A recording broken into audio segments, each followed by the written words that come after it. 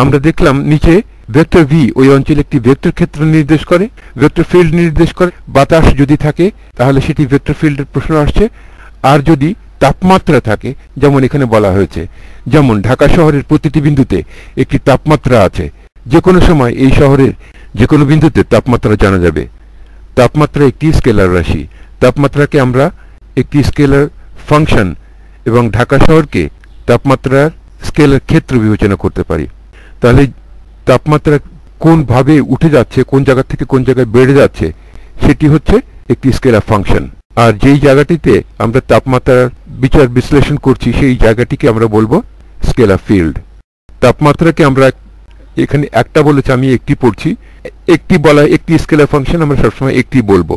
তাপমাত্রাকে আমরা একটি scalar function এবং ঢাকা শহরকে তাপমাত্রার স্কেলার ক্ষেত্র বিবেচনা করতে পারি। তেমনি কোনো আহিত বস্তুর চারপাশে তড়িৎ বিভব থাকে, যেহেতু তড়িৎ বিভব স্কেলার রাশি, আমরা বলতে পারি আহিত বস্তুর চারপাশে একটি স্কেলার ক্ষেত্র বিদ্যমান।